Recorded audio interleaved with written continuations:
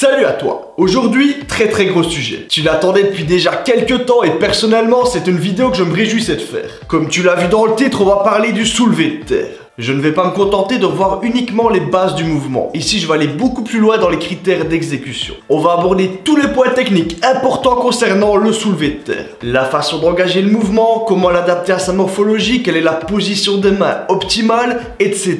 Dis-toi que ça, c'est ce que tu connais sur le deadlift et ça, c'est ce que tu connaîtras après cette vidéo. Le soulevé de terre est un mouvement qui recommence à gagner en popularité dans les salles de sport. Et si on veut éviter à certains de finir en morceaux avant de soulever de vraies barres, il est temps de remettre les choses au clair. La première partie sera donc consacrée aux bases du soulevé de terre et la seconde partie sera plus spécifique. On ira plus loin dans les détails.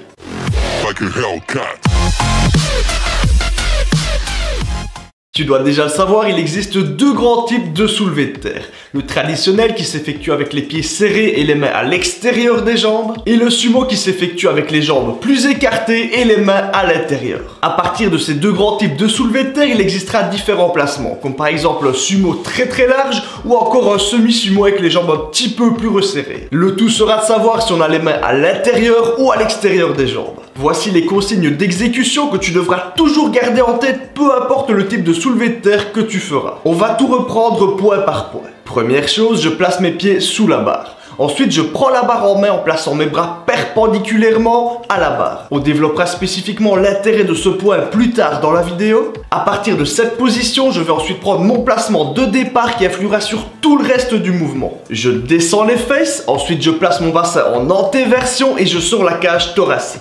À ce moment-là, les tibias sont en contact avec la barre et les épaules légèrement en avant de celle-ci. Si ma position est correcte, je dois sentir que je forme un bloc rigide et indéformable au niveau du tronc et du bassin. Lorsque tout ça est validé, je peux enclencher le mouvement. Pour ce faire, tout en gardant cette rigidité et la cage thoracique sortie, je vais pousser au sol pour monter la barre le long de mes tibias. Une fois que la barre a atteint mes genoux, je vais entamer ma phase de tirage en engageant le bassin et en longeant les cuisses. Le mouvement se termine lorsque les jambes sont tendues et que le tronc est redressé. Il faut également signaler que durant tout le mouvement, la tête doit rester dans le prolongement de la colonne. On doit absolument éviter l'hyperextension. Contrairement aux autres mouvements, le soulevé de terre n'a pas vraiment de phase excentrique, c'est-à-dire qu'on ne freine pas réellement la barre à la descente. On la repose simplement devant soi tout en gardant un placement correct. La meilleure façon pour la déposer est de commencer par une flexion de hanche associée à une très légère flexion de genou. Et ensuite, une fois que la barre a atteint les genoux, on termine sa flexion de jambe. Ça t'évitera de taper sur tes genoux à la descente. Classiquement, entre chaque rep, la barre doit être posée au sol et on ne redémarre pas avant qu'elle soit immobile.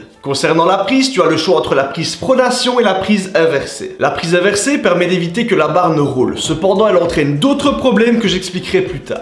Pour terminer, durant tout le mouvement, les bras doivent rester tendus. Il ne doit jamais y avoir de flexion. J'insiste sur le respect parfait de ces points chez un débutant. Non seulement parce qu'ils auront peu de masse musculaire pour limiter les dégâts en cas de problème, mais également car ils ont une moins bonne connaissance de leur corps et de leurs limites. Et pour moi, on reste débutant au soulevé de terre jusqu'à au moins une fois 140 kg. Et encore, je suis gentil. Pour les pratiquants avancés, il pourrait y avoir quelques petites modifications en fonction des capacités de chacun, mais la ligne directrice restera la même. Il s'agit d'un des exercices les plus complets, et c'est d'ailleurs pour ça qu'on y soulève les plus grosses charges. Au niveau des muscles travaillés, c'est avant tout un exercice pour les membres inférieurs. Il apporte un gros travail sur les ischios, les quadriceps, les adducteurs et les fessiers. Il renforce également énormément la région lombaire. Ensuite, secondairement, il fait intervenir les dorsaux ainsi que l'ensemble des trapèzes. On dit souvent qu'il s'agit du meilleur exercice pour l'épaisseur et c'est pas sans raison. En fonction du type de soulevé de terre, le recrutement musculaire sera un petit peu différent. Le sumo mettra un petit peu plus l'accent sur les quadriceps et les adducteurs, alors que le traditionnel le mettra plus sur la chaîne postérieure. Maintenant qu'on a vu les bases, on peut enfin aller un petit peu plus loin sur le sujet.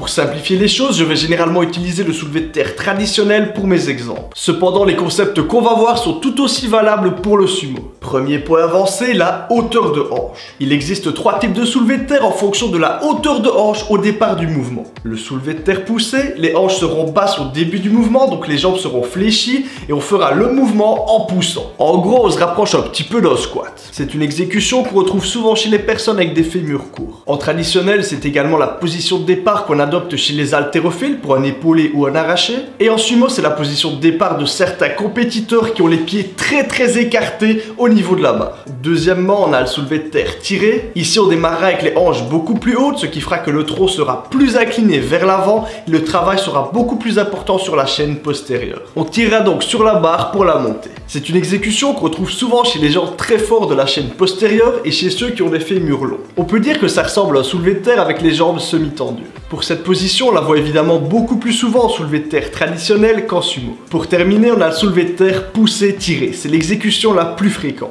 Ici, les hanches sont à mi-hauteur. On commence par un mouvement de poussée, ensuite on termine en tirant. C'est cette exécution que j'ai décrite dans la première partie de la vidéo et qui pour moi doit être privilégiée. Elle peut parfois être compliquée à mettre en pratique chez des personnes avec des fémurs longs, c'est pourquoi un travail de mobilité et d'ouverture de hanches peut être envisagé. Deuxième point avancé, le placement des bras. Une chose est certaine avec le soulevé de terre, plus on a de longs bras, plus on soulèvera lourd. Ça s'explique simplement par le fait qu'on pourra garder le tronc plus droit en allant chercher la barre. Une personne avec des bras courts devra plus se pencher en avant, elle aura donc un trajet plus long pour remonter la barre. Pour expliquer différemment, quand tu fais du déficit deadlift, donc en gros que tu as les pieds surélevés, tu devras aller chercher la barre beaucoup plus bas. Tu seras moins fort sur ton mouvement. Contrairement à ça, quand tu fais du soulevé de terre partiel haut, donc en gros que tu démarres avec les poids par exemple qui sont déjà surélevés, tu sauras prendre beaucoup plus lourd, comme par exemple sur un rack pull. Bien évidemment, je ne saurais pas t'apprendre à augmenter la taille de tes bras. Par contre, je vais t'apprendre à aller chercher la barre moins bas. Si je me place comme ça, à ton avis, est-ce que la position des bras est optimale? Évidemment, la réponse est non. L'idéal serait d'avoir autant que possible les mains sous les épaules, de façon à ce que les bras soient parfaitement perpendiculaires à la barre. C'est la meilleure façon pour démarrer le plus haut possible.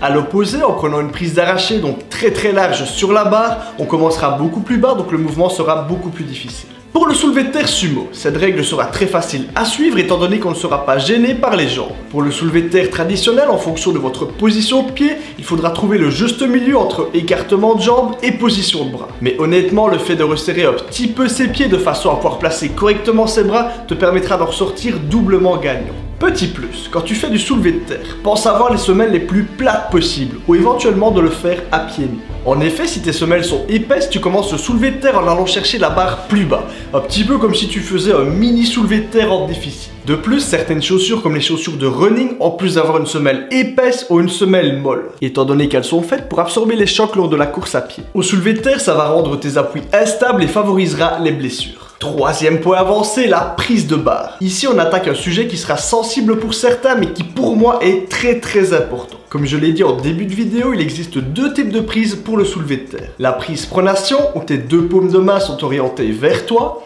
et la prise inversée, où tu auras une main en pronation et l'autre main en supination. À partir d'une certaine charge, il devient difficile de tenir la barre en prise pronation, car la barre va rouler et pousser les mains à s'ouvrir. La prise inversée est alors généralement utilisée, car en plaçant les mains dans un sens opposé, on empêche la barre de rouler, et donc on facilite la prise. Cependant, cela entraîne un énorme problème que tout le monde semble oublier. On déséquilibre son mouvement. Lorsqu'on a une prise inversée, une épaule est en rotation interne alors qu'on a l'autre en rotation externe. Inconsciemment, l'omoplate gauche et l'omoplate droite ne seront plus placées de la même façon. Cela pourra se répercuter au niveau de la hauteur d'épaule et surtout de la colonne. Si la colonne n'est pas placée correctement, la position du bassin va également changer. Et pour terminer, le mouvement de poussée et tirage se fera avec un déséquilibre. La vérité, c'est que clairement, avec le temps, ça peut être une cause de blessure grave. Peu de gens sont parfaitement stricts sur le soulevé de terre, quoi qu'on en dise. Et ce serait dommage de venir rajouter un facteur de risque en plus. Dernière petite chose par rapport à la prise, c'est que le biceps du côté du bras qui est placé en supination peut être mis à très rude épreuve. Il sera beaucoup plus étiré que le biceps du côté du bras en pronation. Et ce n'est pas rare de voir des gens qui se l'arrachent sur un soulevé de terre lourd. Pour faire simple, si tu ne fais pas de compétition de powerlifting, mets des sangles de tirage. Tu pourras garder les deux mains en pronation, peu importe la charge et ça réduira les déséquilibres. Voici à quoi ressemble une sangle de poignet. Donc ici on a une petite boucle, on va venir passer la bande dans la boucle, de façon à en créer une plus grande.